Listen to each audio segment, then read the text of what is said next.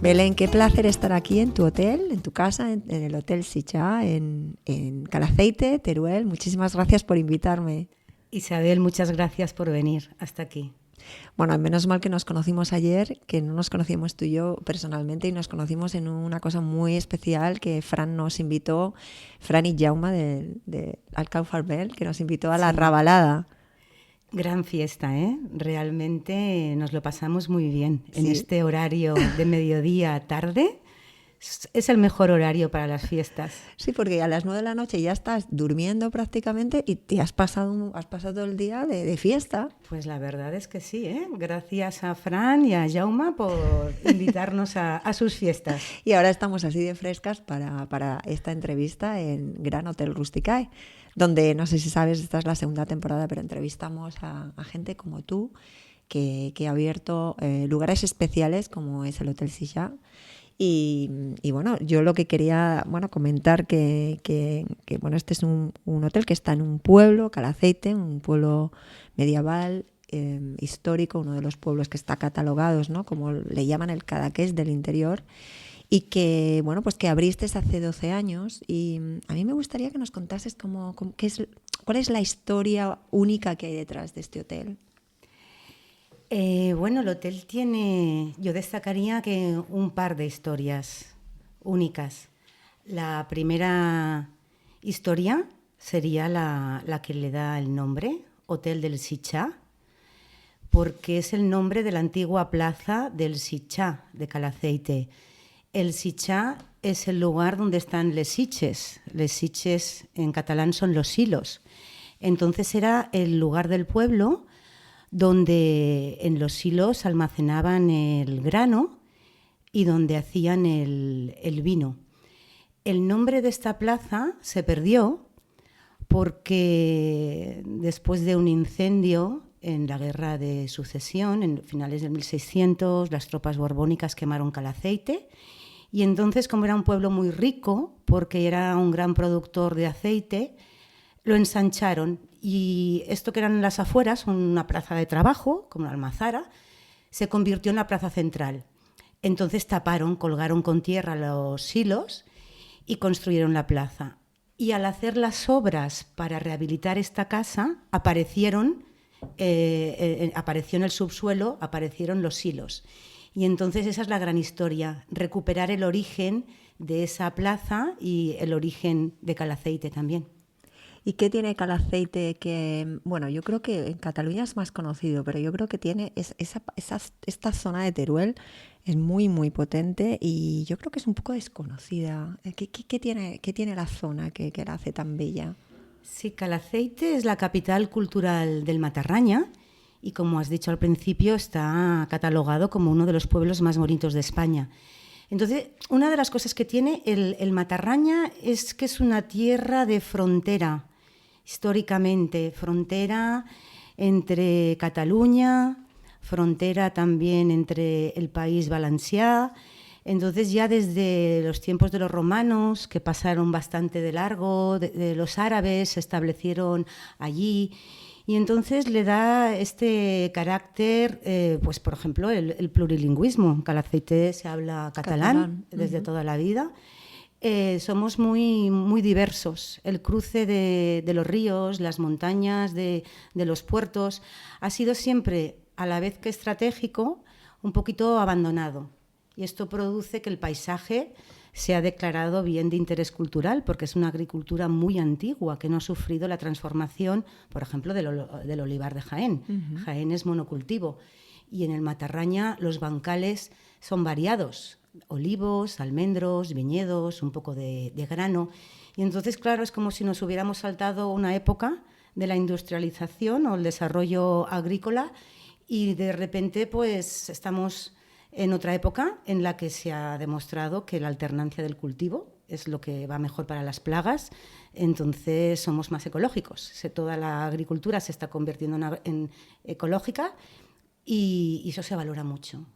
¿Y entonces es una zona que no se está despoblando? ¿O ha vuelto a recuperar un poco No ha recuperado nada la población. Este es un gran problema del Matarraña. Y bueno, del concepto, ya han hablado de la España vaciada. Podría ser un ejemplo paradigmático el Matarraña de la España vaciada. A la vez que es más conocida turísticamente, a la vez que va aumentando el número de hoteles, casas rurales. Yo he vivido en el Matarraña toda la vida. Cuando yo era pequeña no había turismo y ahora hay muchísimo. A la vez se está despoblando. ¿Por qué? Porque la agricultura no da riqueza. Yeah. Y esto es un problema, digamos, español, europeo. Hasta que no dé riqueza la agricultura o los productos derivados de la agricultura, por mucho que se desarrolle el turismo, se va a seguir vaciando. Pero es que el turismo hace que se conserve la estructura del pueblo. En Calaceite no encontrarás hay poquísimas casas que no están rehabilitadas. Todas están muy mantenidas. Pero claro, el campo tiene que ser un recurso del que pueda vivir la gente. Yeah. Para eso tenemos que pagar más. Un comercio justo. Sí. Absolutamente. Pero Ahí bueno, está. no vamos a entrar en ese debate porque yo creo que ese es un melón enorme.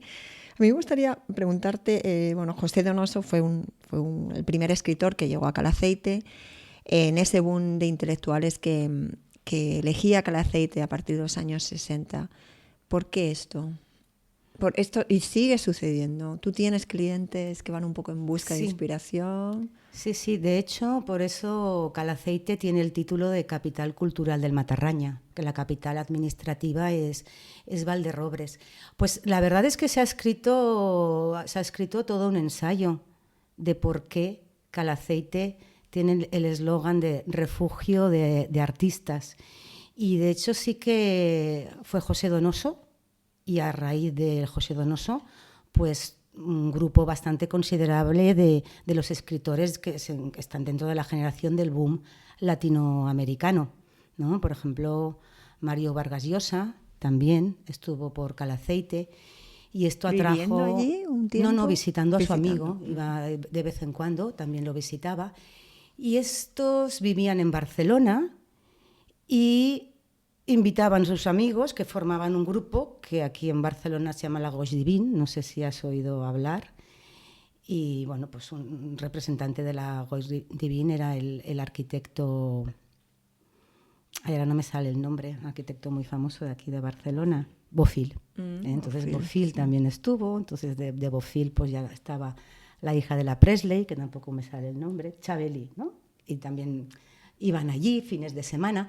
Entonces, ¿por qué eligieron Calaceite? Pues no sé si fue un cúmulo de casualidades. Al principio todo fue... El traductor de José Donoso, de sus obras al francés, vivía en Calaceite. ¿Por qué? Porque le gustaba mucho. Entonces hay un libro que explica cómo llega a Calaceite y explica, él vivía en Sitges, porque a la gente de Barcelona le gusta vivir en Sitges, entonces la costa se estaba llenando de extranjeros, de muchos turistas, y cogió la carretera y se fue para el interior. Y de repente se encontró con Calaceite y alucinó, porque realmente cuando entras en el Matarraña es como ir a otra época. Yeah. Por el tipo de paisaje que te encuentras, que lo marca la agricultura, y por el tipo de pueblo. Tienen una estructura, todos son bastante similares los pueblecitos del Matarraña, recuerdan a la Toscana porque estamos en la misma latitud respecto al Mediterráneo y tenemos el mismo tipo de cultivo, una tradición muy similar también porque claro, la corona de Aragón llegó hasta allí, con lo cual también la gastronomía es semejante. Entonces les gustó y se establecieron allí y el boca a oreja. Ya. Oye, pero tú fíjate que eres psicóloga aquí en Barcelona y has estado compaginando ambas labores en el hotel y en la psicología, y desde el año pasado has delegado la gestión en Lina y Miguel, ¿no? ¿Cómo llevas esta distancia con respecto al hotel? ¿Era necesaria para ti o es momentáneo? ¿Cómo lo tienes? Bueno, yo en esta vida, si he aprendido una cosa, es que hay que hacer planes, porque es práctico, o sea, para la vida práctica y diaria hay que agendar, hay que planificar y hay que tener unos objetivos. Uh-huh. Pero a la vez hay que dejarse llevar, porque nunca sabes lo que la vida va a deparar o el destino tiene preparado para ti. Con lo cual, a veces me lo planteo, pero intento no planteármelo. Es muy probable que vuelva o igual no vuelvo a gestionar en el hotel, no lo sé. Pero por ahora ahí está. Por ahora he gestionado, he cedido la gestión, en Lina y Miguel, que son dos personas magníficas, extraordinarias, vocacionales, que tenían mucha ilusión y mucho interés y mucho talento para establecerse en Calaceite. Y yo creo que en estos momentos le están dando al hotel el valor que yo, por mi situación personal, no podía darle. Y creo que es un acierto que esto sea así. No, la verdad es que también te digo que es muy difícil encontrar personas con las que puedas delegar. O sea, que tú, si has encontrado a esta pareja, es como, ha sido el destino, porque no es tan fácil, ¿verdad? Que alguien se emocione, se apasione por un proyecto que es tuyo. Sí, y además yo creo que no es fácil encontrar a la persona y a los hoteleros no nos resulta fácil soltar, porque son todos proyectos muy personales, son como hijos. Entonces yo sí que he tenido que hacer un trabajo psicológico propio para soltar, porque claro, este proyecto nació entre mi marido y yo, lo hicimos los dos, lo lideró él, fue idea suya, yo acompañé, yo puse el pueblo, porque el pueblo es mío, mi marido era de Barcelona, y yo creo que a mi marido le ocurrió lo mismo, bueno, no lo creo, él lo ha manifestado así, incluso lo ha escrito. Le ocurrió lo mismo que a los escritores del boom latinoamericano. Aún recuerdo en el año 92, en plenas Olimpiadas, la primera vez que subió a Calaceite a verme, no se lo podía creer. Él era arquitecto y flipó. Flipó, le encantó. Y desde entonces ya a él le gustaban mucho los hoteles, los bares, los restaurantes, las discotecas. Era medio catalán y medio vasco y tenía muy interiorizados los dos tópicos, ¿no? Del trabajador catalán, vasco, pero vividor, bebía como vasco. Bueno, todas estas cosas. Y en cuanto tuvimos la oportunidad y vio una casa en venta, se tiró la manta a la cabeza. Sí, sí. Esto fue hace 12 años, ¿no? Bueno, sí, 12 años hace que abrimos el hotel. Pero claro, la casa la compramos hace 20 años y la reforma fue muy larga. Entonces, claro, él hizo la dirección ejecutiva, planificó el hotel, lo diseñó todo él. Y esa es nuestra historia y cada hotelero tiene su historia. Ha dejado mucho trabajo, esfuerzo personal y cuesta soltar. Claro. Pero una vez aprendes a soltar y una vez dices, ahora es como los hijos. Ya. El famoso desapego que todo el mundo trabaja. Bueno, tú como psicóloga me imagino que trabajarás mucho el famoso desapego, ¿no? Sí. A las cosas materiales, pero también al sufrimiento y sí, las emociones. Apegarse de muchas cosas para seguir creciendo. O sea, que de eso, mejor que tú, no te voy a decir yo. Me parece que has sido muy valiente en continuar hasta este momento que te has desapegado y que has dejado todo en manos de Lina y Miguel. Y yo sé que te interesa mucho la cultura y aquí, como esto es una entrevista entre personas, Fran siempre me había hablado muy bien de ti, que es muy cultureta, pregúntale algo para terminar, algo que nos recomiende, un libro, una obra de teatro, algo, una serie. ¿Qué nos recomiendas? Dado que estás en la cuna de la intelectualidad, has nacido en la cuna de la intelectualidad, ¿no? Uf, qué responsabilidad. Vamos, madre, es que tú lo has puesto de donoso hasta algo tienes o algo se te habrá pegado si no viene de fábrica. Pues voy a volver a recomendar el libro que recomendé, el Sant Jordi del confinament, que yo creo que era el Sant Jordi 2020, que es un hotel en la Costa Brava. Es verdad, me comentaste ayer, es verdad. Creo que es un libro que todo hotelero de Rusticae estaría bien que leyera. ¿Y por qué? A ver, cuéntanos así brevemente. Por un lado, porque pueden ser nuestros ancestros, porque fueron unos ingleses que entre los años 20 y 30 compraron una masía en Tossa de Mar y la convirtieron en hotel. Claro, en esa época el concepto turismo o irse de vacaciones en España aún no existía. Entonces venían ingleses. Y el libro no lo ha escrito una escritora, lo ha escrito la persona que abrió el hotel, la mujer. Y entonces cuenta sus anécdotas y cuenta todas las dificultades que tuvo ya en el proceso de la obra. Después explica cómo se sentía con los clientes que recibía. Y siempre gusta sentirse identificado. Dices, mira, pues en el 1925 una inglesa en Tossa de Mar tenía la misma sensación con los clientes que yo estoy teniendo ahora. Y después vino la guerra civil. Entonces la actuación y la actitud y la ayuda que prestaron estos hoteleros, que les tuvieron que cerrar el hotel porque estaba España en guerra. Y Tossa de Mar era la salida de los republicanos hacia el exilio, hacia Francia. Y había muchos niños, y no quiero hacer más spoiler, pero os aconsejo la lectura Los leeremos. De ese libro. Además, hace nada también hemos entrevistado para otro podcast, Flipo Viajando, a la dueña de la librería La Mistral, y también nos ha recomendado 5 libros estupendos. O sea que, en fin, yo tengo la mochila cargadísima. No soy capaz, ahora estoy un poco en esa sensación de tener 5 libros abiertos a la vez que nunca me ha pasado y que no soy capaz de cerrar ninguno y estoy agobiada. Entonces ahora este es uno más.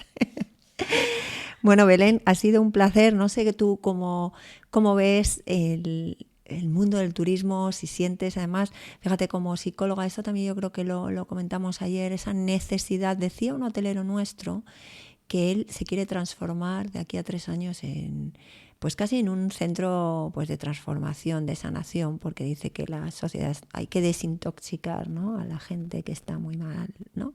Y que al final estos sitios que tenéis, ¿no?, el Hotel Sitges y todos los hoteles de Rusticae, ahí se viven momentos de transformación, ¿no?